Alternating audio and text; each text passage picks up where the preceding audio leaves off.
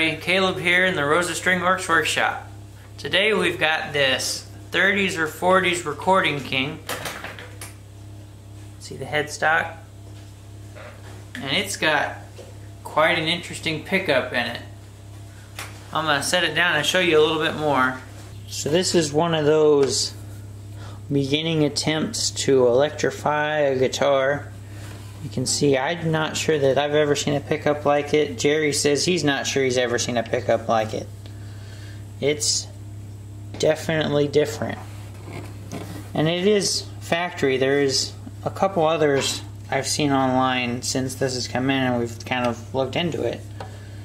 You can kind of see it's very sloppy. How this sitting on a board that's not very evenly cut anywhere, but the others I've seen are just the same, not very even. Anyway, that's not really what we're here to look at. You can kind of see how low the action is, how low the bridge is. There you can kind of see, for as big of a neck as this is, oh, you can really see it. There is a lot of underbow, and there's no tension on these strings anymore. I've got it all detuned, but there is a huge underbow in this neck. So one of the things we're going to try to do here is get some kind of stiffening rod, probably a non-adjustable truss rod in here, to work this bow out. So besides the bow in the neck, you might be able to see the wings and the headstock are starting to kind of come off. We'll probably take a look at that, see how big of a deal it is. It does look like they're separating. We'll probably have to take the covers off of the tuners and get a real good look at it. But another thing we gotta do. One other thing that's not optimal about this guitar is even when the strings were up to tension, which is where they were when it came in, this tailpiece was riding on the top. It would be nice to have it off the top a little bit. So that may change when we get the neck straightened out a little bit, but that may also be something we want to just kind of look for as a way to get this up. So I'm going to go ahead and start taking this apart, get a good idea of what everything's really looking like. Well, now that I've got the strings off of it, I've got the bridge and saddle off of it, and the tailpiece down here, I've got a piece of leather underneath, and it's kind of taped down so it doesn't move. I am currently heating up the bridge removal tool to use it to get this fretboard off. No point in dilly-dallying. So I've got it kind of sitting off screen warming up, and it's warming up the tool as well. I may use the bridge removal tool on top to get it warm, as well as to warm up the tool to get underneath. It all depends on how difficult this fretboard is going to be. So I'll let it get up to temperature and then bring you back and show you me working on removing this. Well, right now I'm using the heating tool to get the fretboard hot. I'm just kind of working my way along. Once I get it warm, I can kind of use the prying tool, which you can see here is stuck in the fretboard, underneath the fretboard, and just work it forward. It seems to be working pretty well.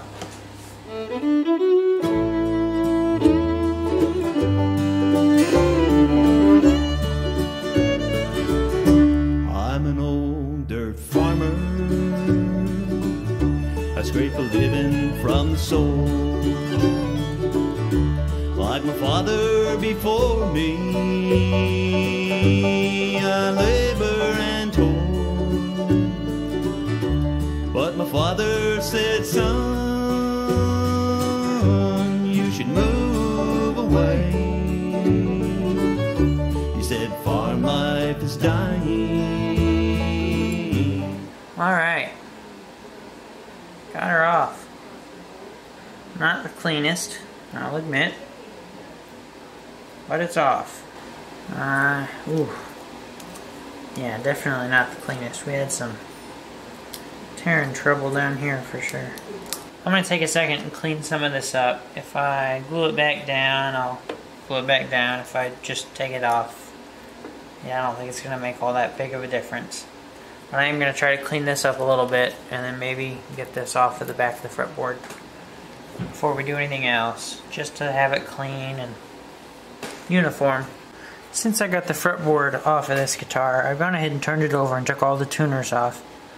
I was looking at these wings, and I did go ahead and just kind of clamp it to see if they moved, and they do. So I'm going to try to get some glue in there and then clamp it up at the top and a little ways down. See if that can't help squeeze it back together, maybe keep it together a little longer. So what I think I'm going to do is take my paintbrush, kind of water it. With some water in there, it'll help suck that glue in.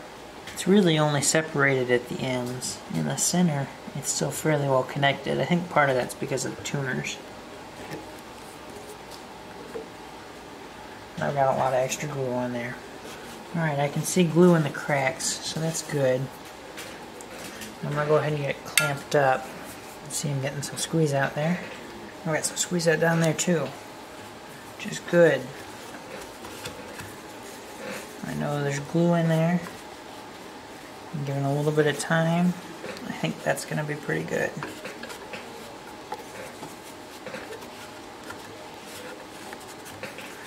I'm going to take a little time, make sure this is good and clean after the little bit of mess I had. I think this is going to be pretty good. So this headstock sat up overnight, and it's nice and glued together. But what I've started doing this morning, you can see I've started drawing out some lines on the neck.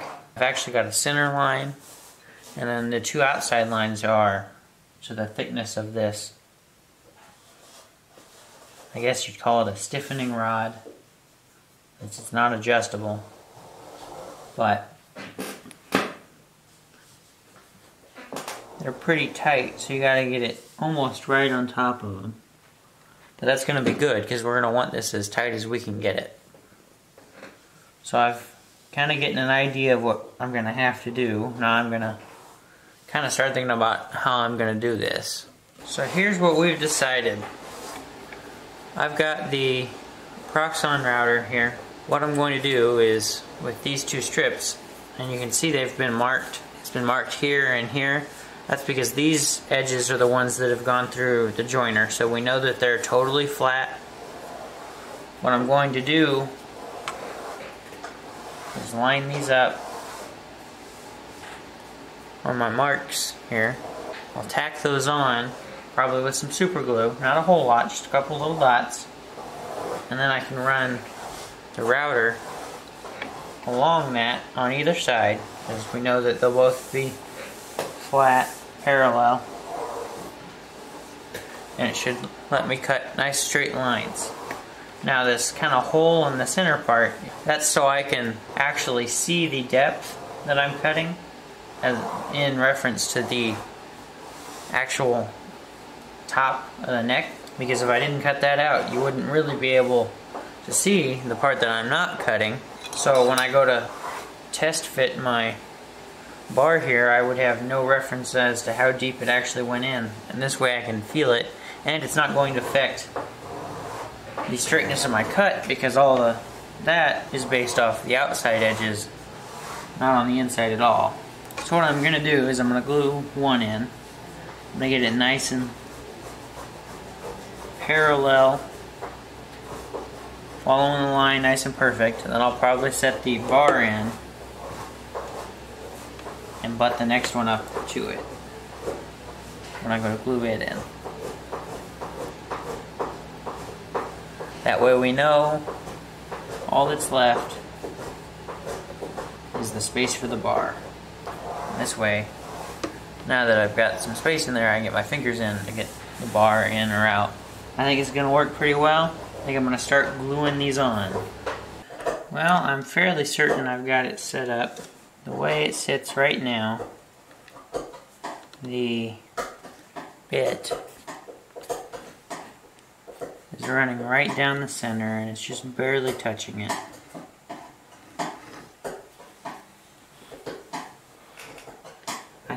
run it once. Take a look at it, make sure I'm doing what I want to do. So before I started, Jerry came over and made sure that these were parallel. They are within 5/1000ths of an inch, which is about the thickness of a piece of paper, to give you an idea. And we did that by taking the calipers and measuring in one spot and going along and measuring and making sure they came out to just about the same. We had about 5/1000ths of an inch of a difference throughout.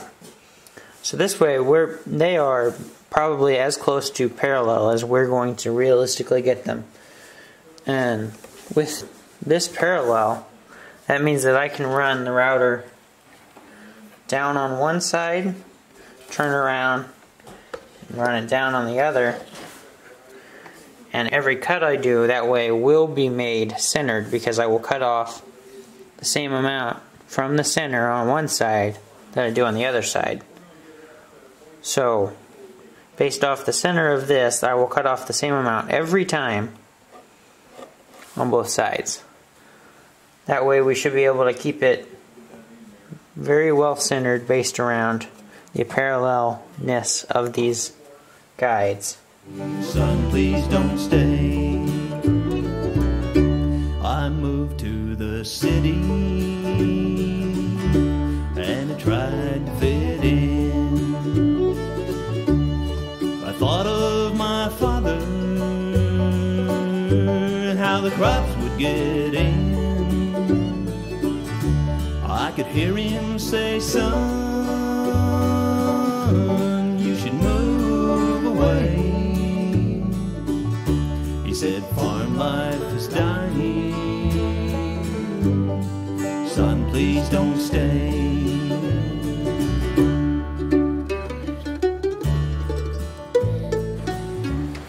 Well, I think we're just about there. Let me clean this out and I'll show you. It's fitting in. Oh, it's very close. It may not quite be deep enough yet.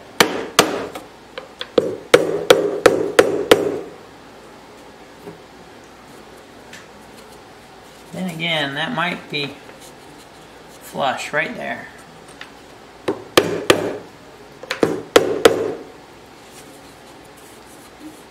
That feels pretty good. I'll bring you in a little closer and show you. Well, you can see there, it's sitting almost flush. And it's actually starting to get kind of a pain to get out.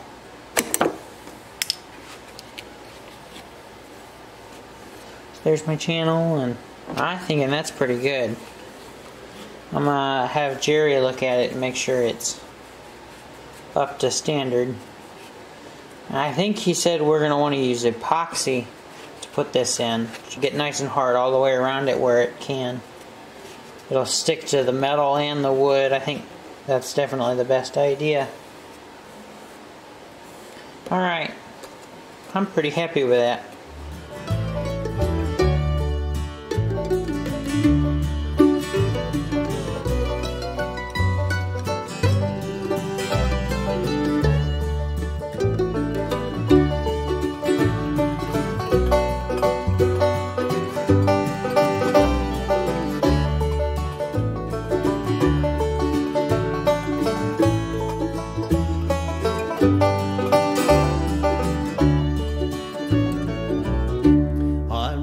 For a visit,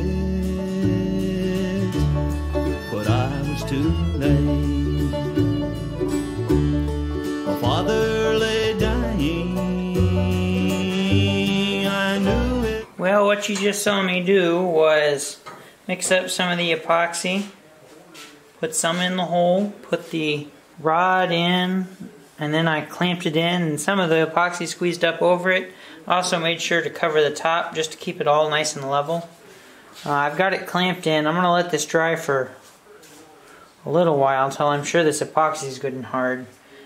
Once it is, then I can level the whole thing, make sure it's all nice and level. The epoxy and the wood should work well.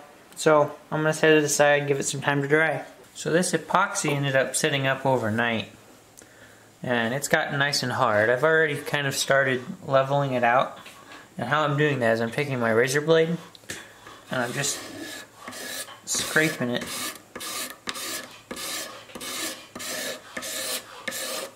And that's working pretty well. So I'm going to go ahead and make sure I get this all level before we move on. And I'll bring you back before I go on to the next step. So we fixed a problem with this rod. We fixed the underbow problem in the neck. And putting the fretboard on it, you can see it's a lot flatter, but the second we try to run a straight edge, we're actually running into this pickup. Even when we're sitting on the bridge, it's just barely above that pickup. And now we're floating off the end of the board. Really, the biggest problem here now is the neck angle just isn't quite right.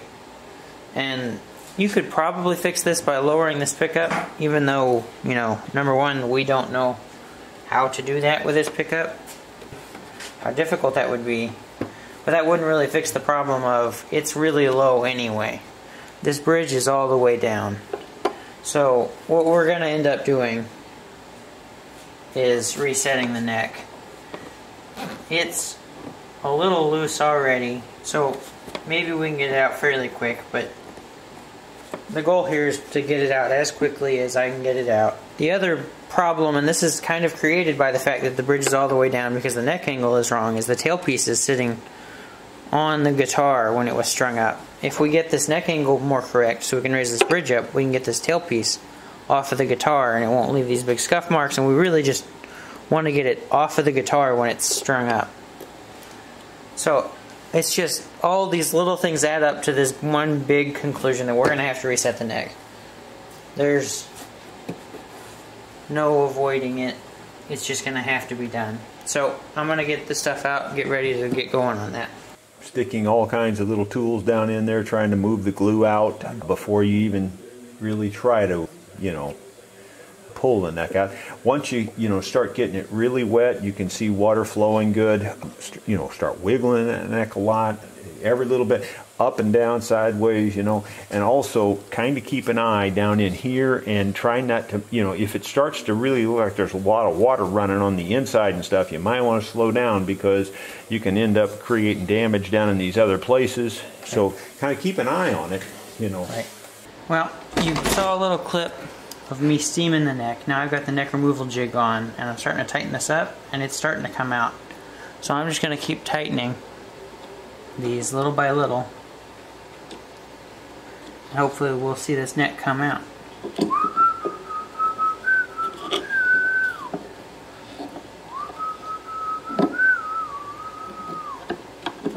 That was all she wrote. Well, now that I've got the neck out, I went ahead and used the heat gun to kind of dry this up a little bit faster. And it's pretty dry, so I started using the same tools that I used to get the neck out, as well as a couple little chisels to kind of get any glue out of there, anything that broke off in there. Just trying to clean this out. There's quite a bit of glue gunk in there, so I'm trying to get it pretty much all cleaned up. That way I can start fitting the neck back in there, getting an idea of how much I'm going to have to take off. Well, that should give you an idea what I'm doing here. So I'm going to turn the camera off, jump ahead to hopefully having this all cleaned out. So now that this neck is out and I've got the joint kind of cleaned up, I have this part glued back. There are a couple parts that started to kind of come off, or I cleaned out of the inside that had come off, and I'm gluing them back on, so it's clamped up. But before we go fitting this, we need to know where it's going to fit, and to know where it's going to fit best, it would be optimal to glue the fretboard back to the neck so that we can run the straight edge down it and know where it needs to be. So I'm getting ready to do that. I've got two little, I guess, indexing pins already put in. There were two little nails that we drove in. Jerry drove in this one, I drove in this one. And then you kind of cut them off just above the neck. This way I can get this fit up, lined up real perfect. Then what I can do is I'll kind of tap it in, and those nails will leave an impression on this side of the board. That way once there's glue on here and it's all slick, it will fall right into place and it won't move. So we can guarantee that the fretboard is going to end up where it needs to be. So I'm going to go ahead and start working on getting this fretboard lined up real good, get my marks made. So I got my fretboard all lined up and I got my 2 marks. I then took a really small drill bit and just kind of opened them up a little deeper. That way it just falls in, lines up real good. So I'm ready to put some glue on this. Was vain. What he turned and said, son, you should move away. I just couldn't leave him, and he knew I would stay. Now I'm an old dirt farmer, I scrape a living from the soul. Like my father before me, I labor and toil.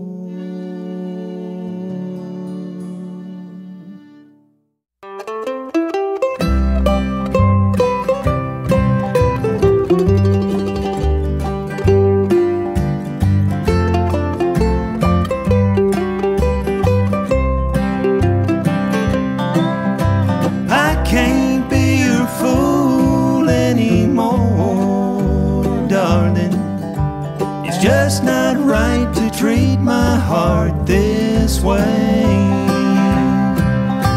I can't be your fool anymore, darling. When I'm cleaning up the squeeze out, especially some of it that's been out in the air for just a little bit, this kind of plastic scraper works really good. Alright, so now I'll give this some time to dry.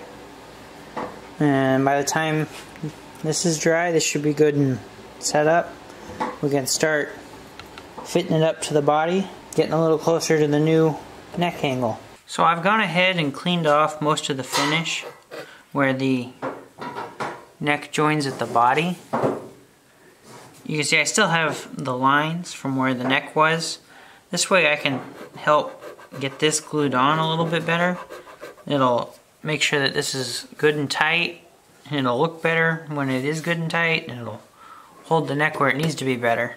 So by cleaning the finish off, I have a nice wood to wood contact, so the tight bond will stick a little better when it comes time to put the neck on. You can see I've cleaned this off. I'm using the X-Acto knife, the round edged one, so I can just scrape it off. I can get all the way up to the line and scrape along the line. And then sometimes I'll take just a little bit of sandpaper and clean up. That's the idea, anything to help keep this neck where we set it.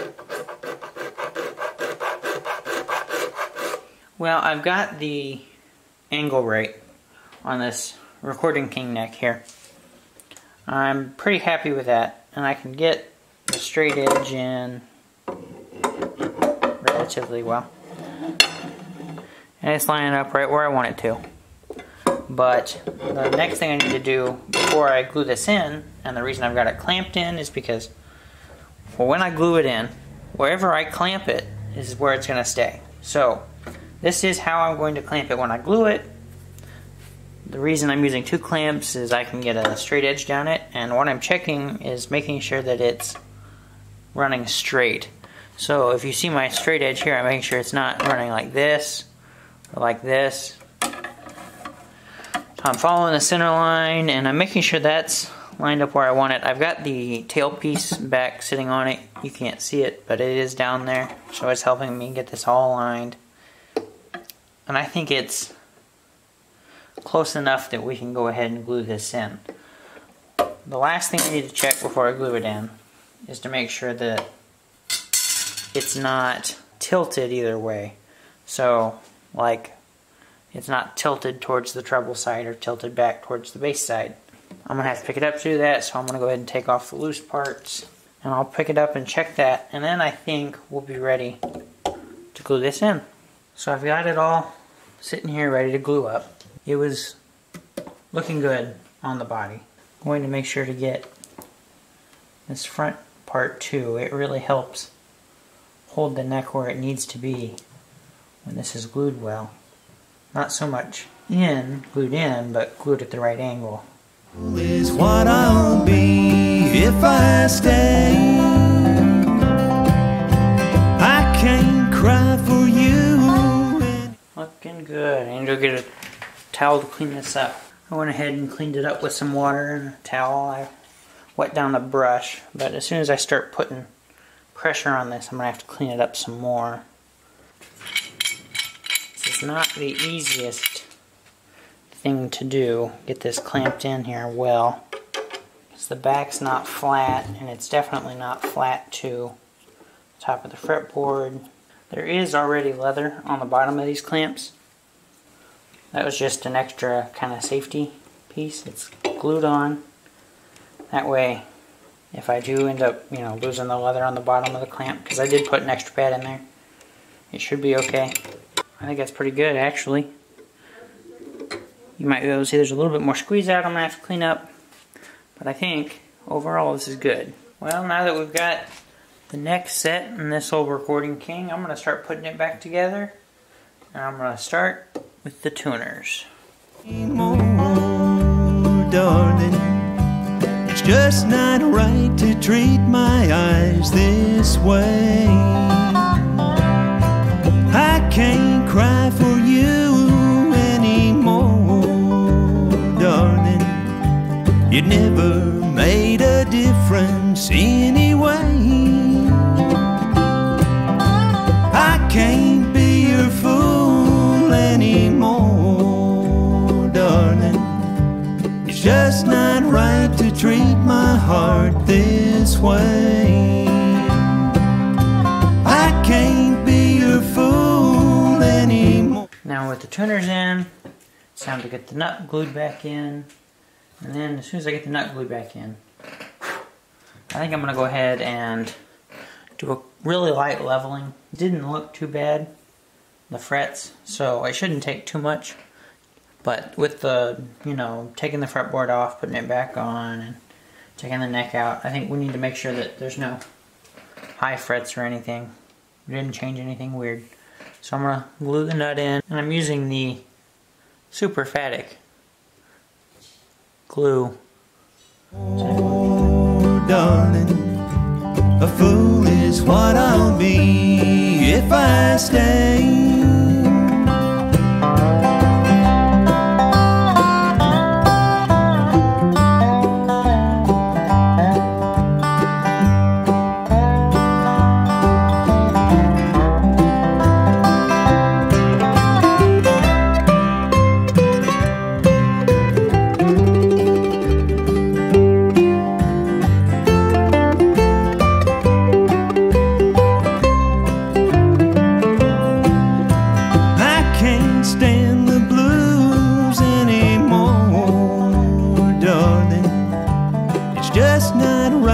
Treat my mind this way.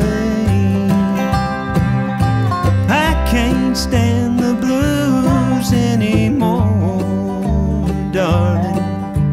I've got to put an end to yesterday. I can't be your fool anymore, darling. It's just not right to treat my heart this way. I can't be your fool anymore, darling. A fool is what I'll be if I stay.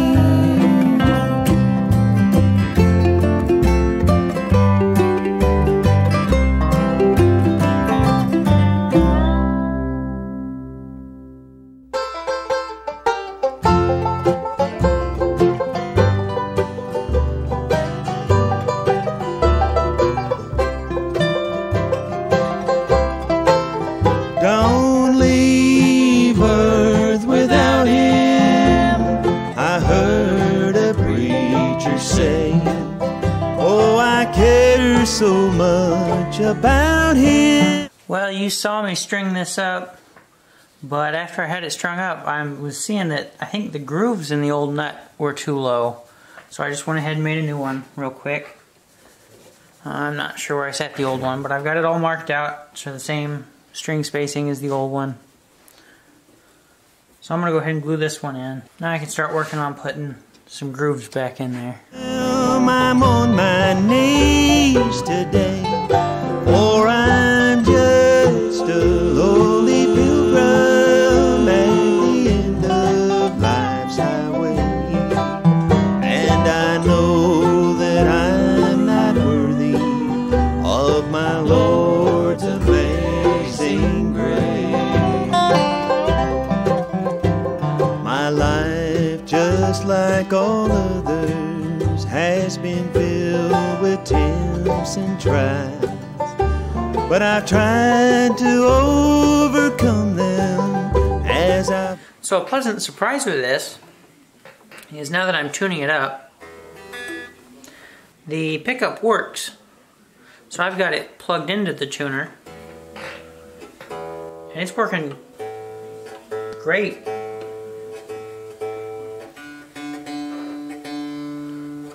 Which is kind of a surprise with this old pickup. But beyond that, I am getting this up closer to where it needs to be finished. We shouldn't be too far off now.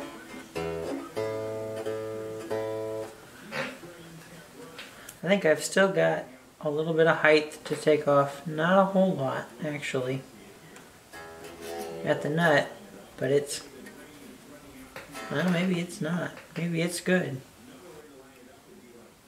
You can see I'm testing with this pick. It should hold the pick. And that high E string's a little high, and I think the low E string's a little high. But beyond that, it's looking pretty good. I did check the action at the 12, and we're sitting at about 95 thousandths on the low E,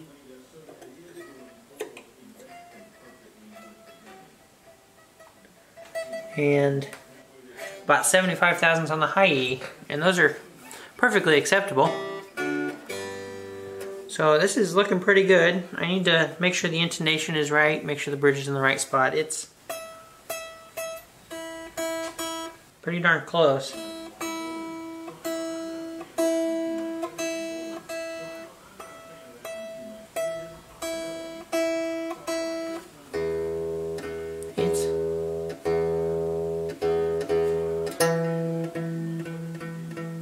That one's spot on, and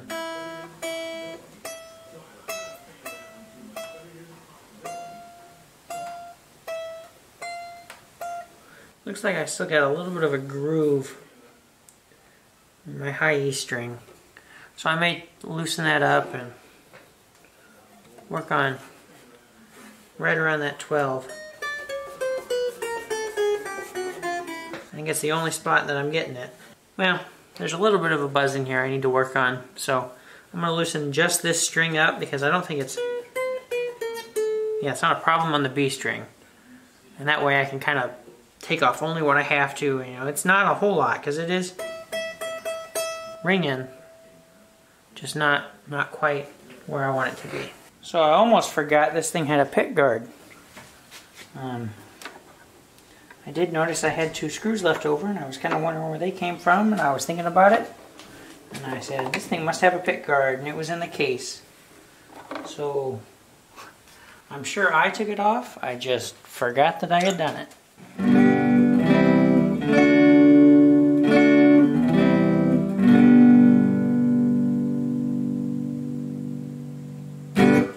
Well, here we go. Got this thing all cleaned up, set up, in tune.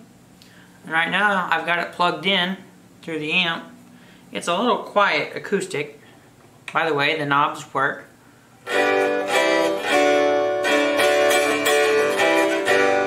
So it's definitely meant to be played. electric. And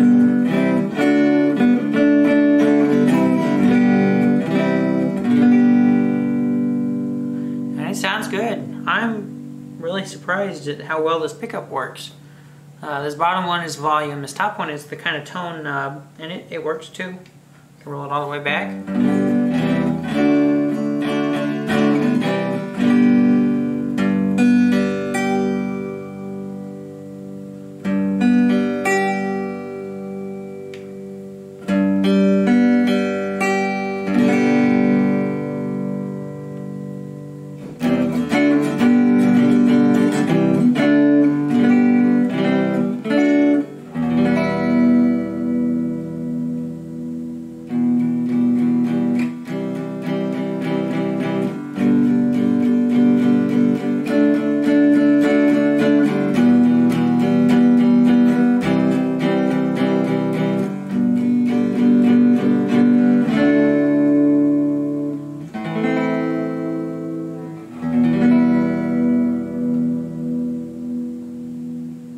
Pretty good shape for this old Recording King.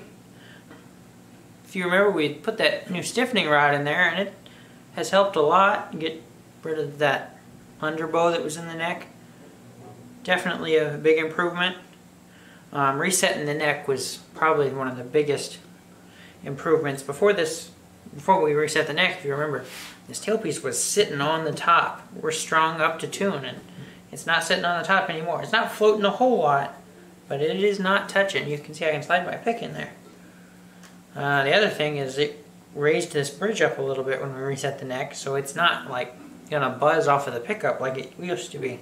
One of the other things I did, you didn't see, I oiled these tuners, and it's probably the biggest improvement I've seen on these tuners is, you know, I oiled them and they just turn great now. It's pretty nice old guitar, especially if you wanted an electric acoustic.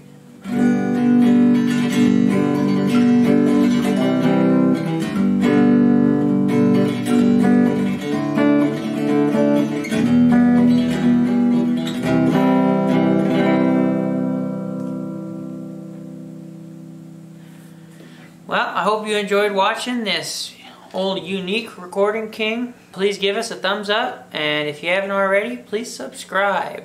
Thanks for watching.